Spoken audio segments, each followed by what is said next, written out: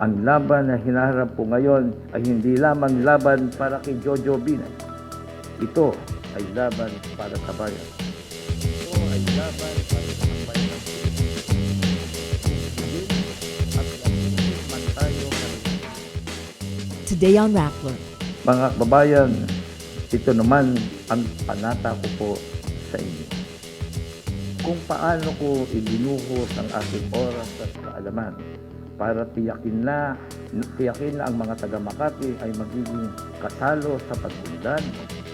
Iyan din ang patuloy kong ginawa bilang inyong halal na pangalawang Pangulo ng ating bansa. Vice President Jejomar Binay answers critics accusing him of pocketing kickbacks. Senator Drilon says the Senate has no time to discuss the possibility of President Aquino's second term. And Scotland votes on independence from the United Kingdom.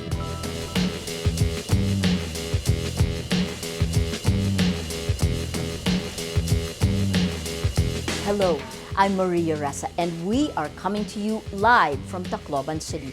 For the next 3 days, Rappler will be bringing PH plus social good, #2030now from the capital Manila here to Tacloban, the emotional, the epicenter of the area that's been hit by the worst storm to ever hit land around the world. Welcome to Rappler, your social news network. Facing a plunder case and a Senate probe, Vice President Jejomar Binay says the allegations against him won't stand up in court. Political rivals and former Makati City employees accused the Binay family of corruption, accusing them of earning from overpriced buildings, various city projects, and cakes for senior citizens. In a 15-minute address, Binay says claims that he got kickbacks from city projects when he was still Makati mayor are all based on hearsay and are not backed by evidence. Wala sa pinangangalandakan nilang testimonya ang tatayo sa isang hukuman ng batas. At dahil hindi tatayo sa hukuman ng batas, ipinalalabas na lang nila sa malasirkos ng pagdinig sa Senado. He also says the alleged overpriced Makati City Hall building, the subject of a Senate hearing, should be compared to other government buildings like the Iloilo International Convention Center. But the bulk of Binay's speech was on his apparent campaign platform for the presidency in 2016. Ngunit, ang laban na hinaharap po ngayon ay hindi lamang laban para kay Jojo Binay. Ito ay laban para sa bayan. Ito ay laban para sa sambayan ng Pilipino. Bugbugin at laitin man tayo kaliwat kanan, babangon tayo at lalaban. Mga babayan, ito naman ang panata ko po sa inyo. Kung paano ko ibinuhos ang aking oras at kaalaman para tiyakin na ang mga taga-Makati ay magiging kasalo sa pag-unlad. Iyan din ang patuloy kong ginawa bilang inyong halal na pangalawang Pangulo ng ating bansa. Walang atrasan. Lalaban po tayo para gumanda at guminhawa ang buhay ng bawat Pilipino. Senate President Frank Drilon says senators have no time to discuss the possibility of a constitutional amendment to allow President Benigno Aquino to seek a second term. In a radio interview Wednesday, Drilon says 3 proposed measures, in his words, will occupy the calendar of the Senate until the end of 2014. These include the Bangsamoro Basic Law, the proposed emergency powers for the president, and the national budget for 2015. On Monday, Aquino told reporters it's possible for him to seek a second term, even if it's banned by the Constitution. Aquino's critics and even a number of allies thumbed down the president's proposal for a second term. Malacanang Palace says it is up to legislators to explain how funds were used. Deputy Presidential Spokesperson Abigail Valte on Thursday says the executive would not compel lawmakers as they, quote, still belong to an independent branch of government. The list includes DAP allotments to Senators Miriam Santiago and Bongbong Marcos, names absent from the earlier version. In the past, senators said they asked for funds for projects but were not aware it came from DAP. Malacanang's statement comes after the Budget Department, or DBM, publicly released a detailed list of Disbursement Acceleration Program, or DAP, projects Wednesday. Critics earlier criticized the DBM for the sanitation of the DAP list that Budget Secretary Butch Abad submitted to the House of Representatives, saying the information was incomplete. The DAP was a special spending program under the Aquino administration meant to stimulate economic growth. Implemented from 2011 to 2013, it realigned unused government funds to high-priority projects. The administration has been under fire for the DAP after the Supreme Court declared parts of it unconstitutional. On its third and final reading, the Senate passes an amendment to the Agrarian Reform law allowing the government to continue covering lands for distribution to farmer beneficiaries until 2016. It's now up to the House of Representatives to pass their version of the bill, certified urgent by President Aquino. But Akbayan Party List Representative Walden Bello says the House bill has not been scheduled for second reading. Once the law is enacted, the Agrarian Reform Department will have another 2 years to cover more land and start the process of distributing it to farmers. The aftermath of Typhoon Yolanda, or Haiyan, started a massive reconstruction effort, but Brad Melliker of the International Organization for Migration, or the IOM, says it's important to focus now on climate change adaptation. Melliker says, are stronger typhoons like Haiyan the new normal? He says governments should do more to prepare for these disasters. One of the primary objectives that we have going forward is to support the Filipino government and the people, frankly, in what we call climate change adaptation. There's this term that's used fairly often here is this the new normal, quote unquote, right? Is Yolanda the new normal? Now, for me, it's probably, but actually, could it get worse? Yes. So, because of climate change, some of these factors are within the control of the Philippines. Some are not. Yes. But what is in control of in the control of the Philippines is how you adapt.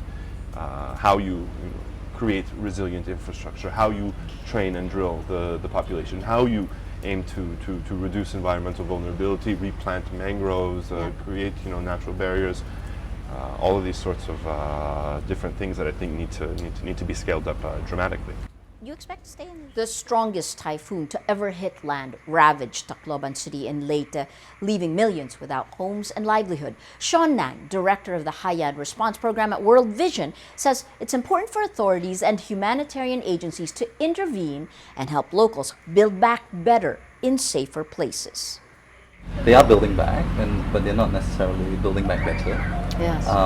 So our job as agencies and what we've tried to rush to do in our reconstruction programs is to try and meet them on that trajectory, let's stay on that trajectory, because if we, for example, if we were to go to someone and say, okay, we have this set of new materials and this is how you should build your house, but they've already reconstructed back, they're extremely unlikely to tear it down again. Yes. Nearly a year after the storm, the city is rebuilding itself, but more needs to be done. Melliker also says there's a risk of a secondary disaster after the damage left by the typhoon reduce the coping mechanisms or the local communities. I see two very, very large challenges ahead. The first is the scale, the sheer size and scale of this emergency. Yeah. The sheer number of families who lost their house, or whose houses were destroyed. Or the second, and we've also seen this in other places, is the risk of a new disaster, of a secondary disaster. Because of the extremely heightened vulnerability as a result of Yolanda, anything new that comes in, even at a lower level than Yolanda, will still cause extensive damage. Like another typhoon, for example. For example. So the effect of Yolanda, among many things, was also to reduce the coping mechanisms of the communities, or sort of regular resilience, because of the loss of infrastructure, because of the loss of livelihood, of housing, of their everyday life that existed prior to Yolanda. So, in case of a new typhoon, for example. Model Denise Cornejo, who was involved in the mauling of actor Vong Navarro, is released on bail. Cornejo is released from Camp Crame Thursday after her group posted a bail of 500,000 pesos. This comes after a Taguig court granted her motion to post bail in the illegal detention case filed by Navarro against her businessman Cedric Lee and Zimmer Raz. Lee and Raz were freed Tuesday after posting bail of 500,000 pesos each. Navarro accused Lee's camp of mauling him in January. The actor says he's dismayed over the court's decision. Cornejo accused Navarro of raping her in January twice. The Justice Department and the Taguig Prosecutor's Office dismissed both complaints. State Weather Bureau Pagasa says Tropical Storm Mario, international name Fung Wong, maintains its strength as it moves towards northern Luzon. As of 4 p.m., the center of Mario is located at 576 kilometers east of Infanta, Quezon. The tropical storm has maximum sustained winds of 65 kilometers per hour near the center and gustiness of up to 80 kilometers per hour. Storm signal number 2 is up over Cagayan, the Calayan, and Babuyan group of islands, and northern Isabela.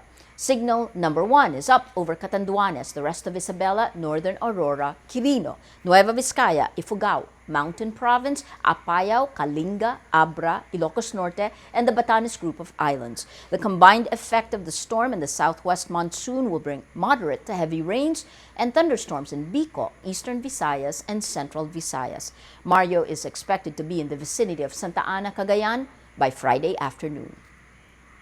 Check out Rappler's Project AOS microsite, a one-stop shop to help the public prepare better for disasters. Project AOS aims to raise awareness about climate change adaptation and disaster risk reduction and management. You can see what to do before, during, and after natural disasters like floods and earthquakes. Visit www.rappler.com/projectagos.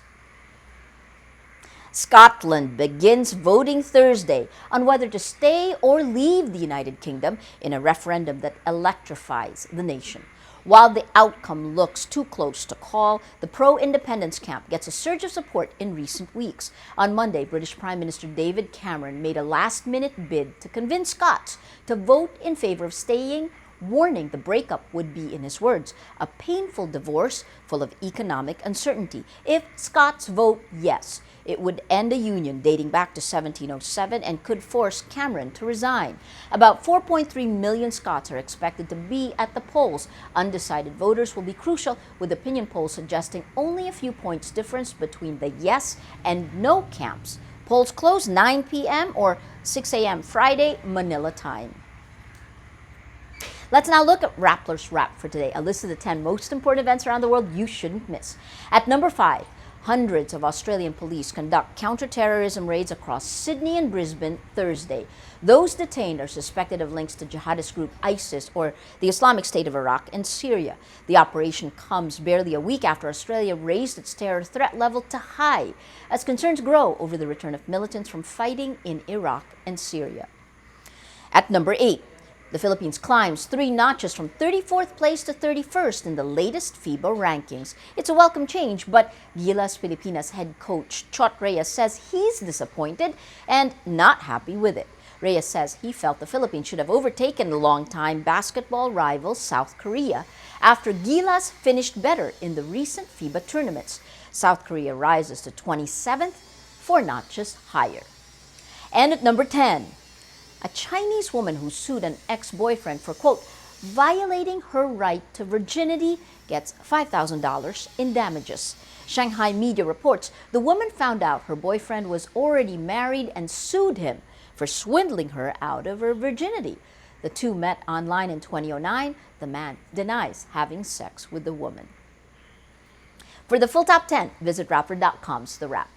Every story on Rappler has a mood meter, which gives you 8 emotions to choose from. Click how you feel, and your vote comes down to the mood navigator in the middle of the front page. That crowdsources the mood of the day. It also gives you the top 10 stories that have affected our readers and viewers the most emotionally. If you take a look on the front page, these 10 stories have affected our readers and viewers the most. If you take a look, these stories have gotten the most number of votes on their mood meter. We see here Vice President Binay, allegations won't stand up in court, you see a large 90% angry. That story of the day, that read, echoes, brings out a story, a republishing of an investigative piece by Newsbreak. It is the story that's gotten the most number of votes in the last 24 hours.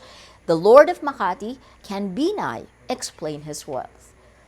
90% angry, that read, bringing out the mood of the day. Today, most people are angry. Well, that is Rappler's Newscast for today, Thursday, September 18th, 2014. Visit Rappler.com and watch our newscast Monday to Friday. Tell us how you feel on our mood meter and help us crowdsource the mood of the day. Tomorrow, day 3 of PH plus Social Good. We are live from Tacloban. It's the Tacloban Journalism Forum, Rappler, plus the Global Center of Journalism and Democracy. Join us. I'm Maria Ressa. As we say at Rappler, tomorrow begins today. Hinaharap po ngayon ay hindi lamang laban para kay Jojo Binay. Ito ay laban para sa bayan.